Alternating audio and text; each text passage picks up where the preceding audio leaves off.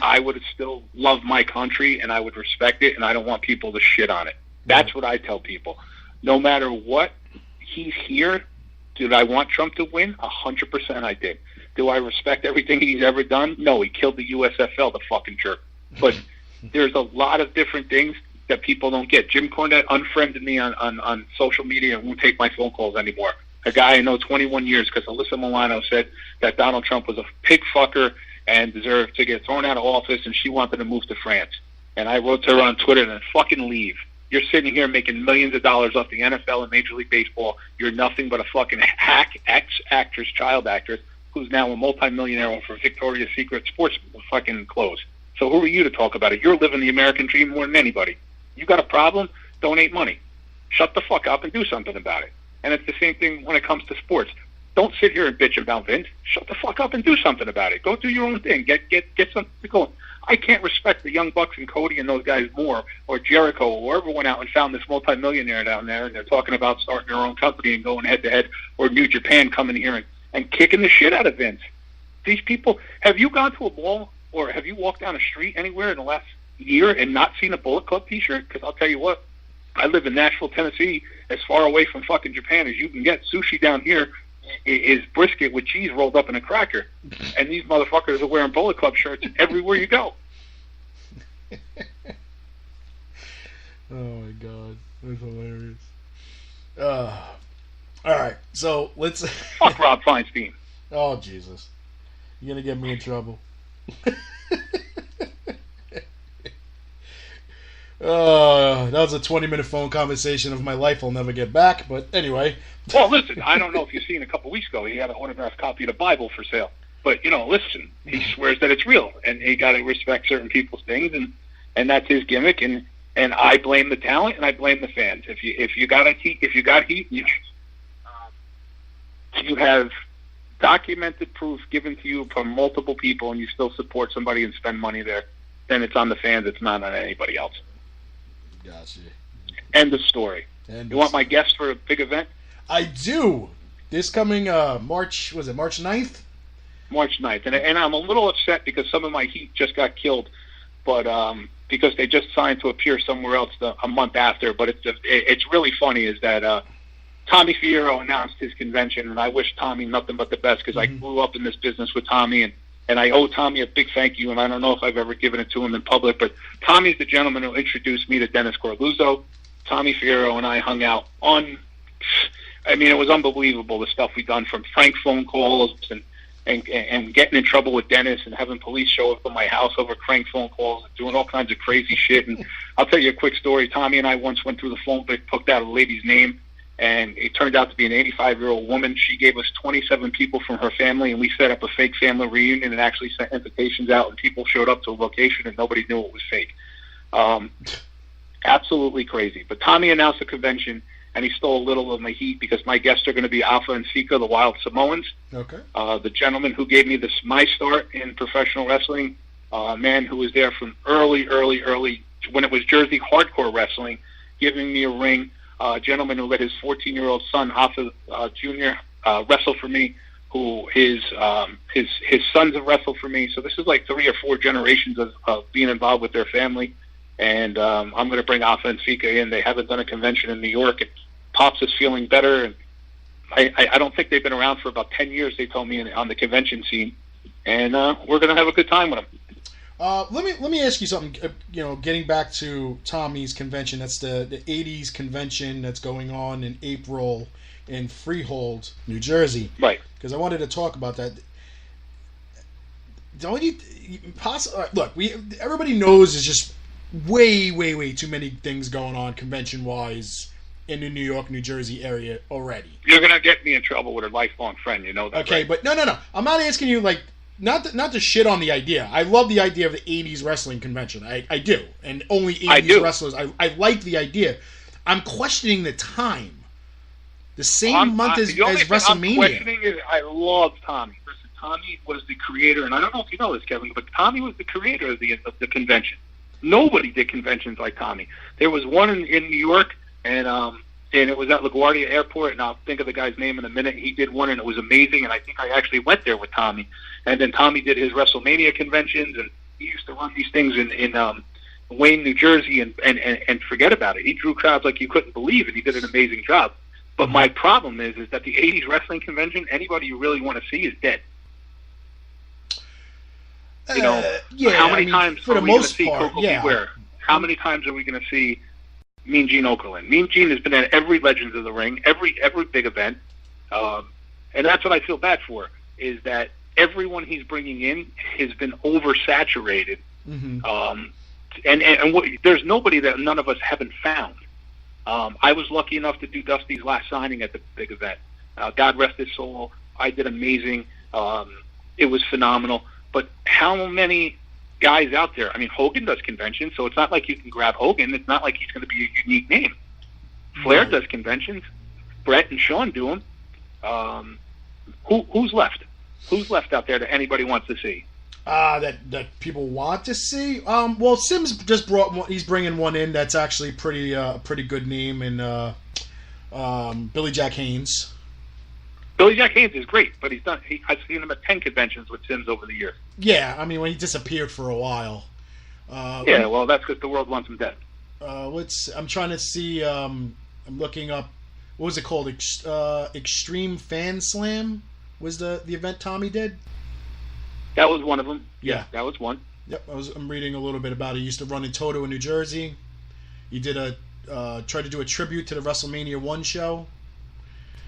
Yeah. No, I mean, look, I've heard about him. Listen, there's nobody who does stuff better than him when it comes to conventions. I'm going to tell you.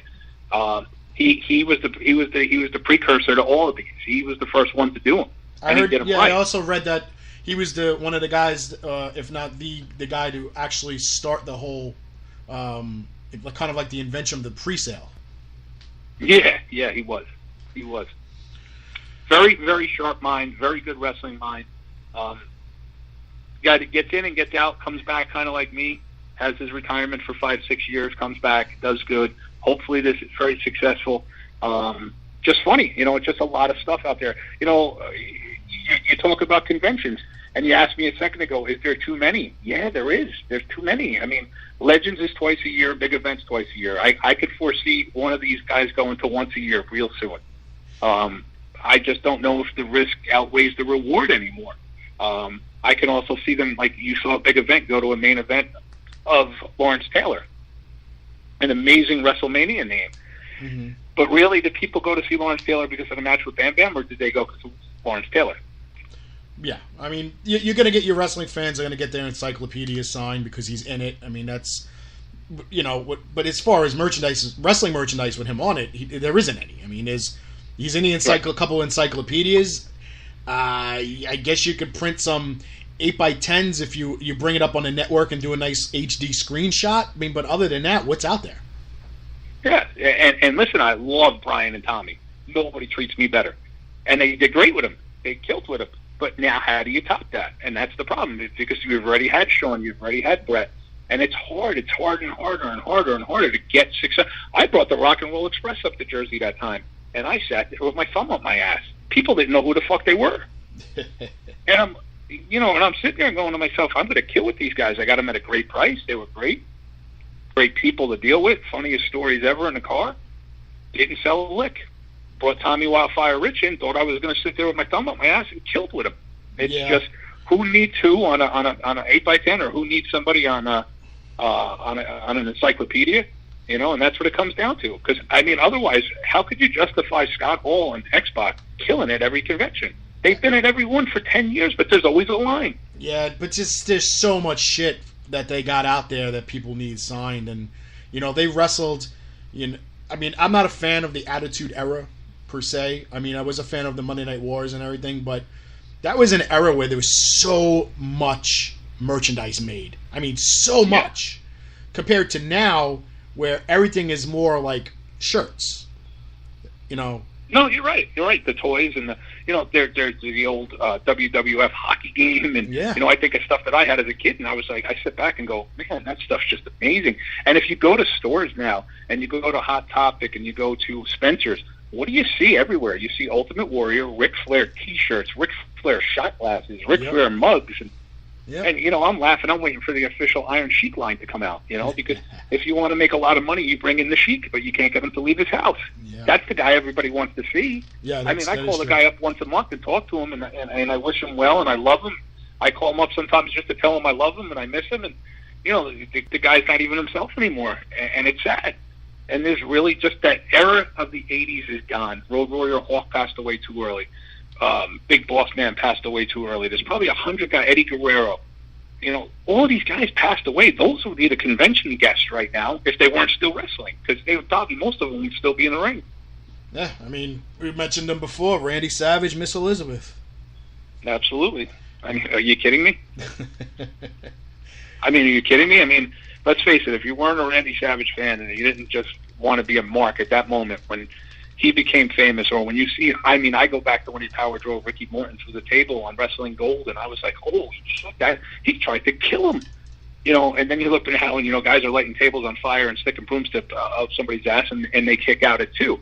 Mm-hmm. But back in that day, the illusion was so real, and you saw Savage, and he broke Ricky Steamboat's larynx, and he'll never talk again. You know, it was an optical illusion, and it was, you were behind the curtain, and they carried us through it, and that's gone. Again, going back to what we said a half hour ago, it's sad. It really is. And I also think some of the mystique of wrestling back then was the fact that if you wanted wrestling news, you read one of maybe 6 wrestling magazines that were available that came out every other month. Some of them were in between, but they were a month old news. So it was, you read it. Sometimes 2 months. Yeah, it was, you know, it was, if you got WWF magazines, that came out every other month. You had PWI, you had Wrestling Digest, you had The Wrestler. I mean, there was so... Listen, I'm going to tell you something. 1981 to 1997, every single magazine that ever came out, I bought. I bought them from when I was 11 years old at Cardi Sugar Bowl in Lodi and Union Street. He stocked a full rack of wrestling magazines, and every one that came in, he pulled to the side, and that was my allowance when I was a kid. My mom would pick them up on the way home once a week or once a month when they came out, and that was my allowance for cleaning my room or doing things at school, and I had every one of them. And to my good friend Pickle, you know Mike, he's always at my tables, I gave them to him when I got married to hold for me until I got a storage container, and his poor house got flooded, and they all got washed away in the Great Flood of Lodi. But I had every magazine ever, and my parents would take me to old bookstores in Passaic, New Jersey, and they would call me and say, we got a box of magazines in from the 70s, and I would buy them just because of the covers, and I would read. And my favorite part of the old magazines, the Abner mags, as they call them, was the event results. And you would be like, why is Mil Mascaris in Texas? He's not there. Or you would read Blackjack Mulligan in New York, and you're like, he left 6 months ago. And it wasn't that he left. It was just that he wasn't main eventing anymore, and he was still on the circuit, and he was doing matches. Or when you got to see a guy like Sergeant Slaughter and Don Canoodle tagging up in Mid-Atlantic, which we never saw up here in New York and New Jersey, and then when Slaughter would come back and wrestle Backlund, and he whipped him with the riding crop while Backlund was doing the step test, and everybody, you knew who Slaughter was from the magazine. Right. And it was like, oh, my God, he's here. And the ongoing joke, and this is funny because I'm sure Pickle, my son Mike, is going to laugh at this. Mike was the king of being a bullshit artist to get me and my parents to buy a pay-per-view. So Mike would walk in and give me this. I just heard from my friend's cousin who lives at the city where the airport is tonight that the Road Warriors are crashing the WWE pay-per-view and they're debuting tonight. And I'd be like, what? And he'd be like, yeah, he wouldn't lie. My friend said he saw him at the airport. And then I would run and order the $49.99 fucking pay-per-view, and we'd watch it, and he'd go, oh, I guess he lied to me. and that was the mystique, because you never knew who was going to show up or when, you know, and that was the great part of it. No, you're exactly. One of my favorite parts of the magazines was the fantasy matchups that you would read. The WCW, or back then WCCW, versus the WWF, and you would have Ric Flair versus Hogan, the match that nobody would ever see, would never happen, who would win, and all this stuff. I mean, you put it in your mind, you'd build up this fantasy and anticipation. Yeah. What about the back of the magazines where you can send away the little piece of paper and you could get your own championship belt and name 5 of your favorite moves, and they'd give you your own bio. Yeah, well, what about the fact that Taz was a pen pal in a wrestling magazine for years? They used to have a section where there was other people around the country, and you could be a pen pal to them, and they would put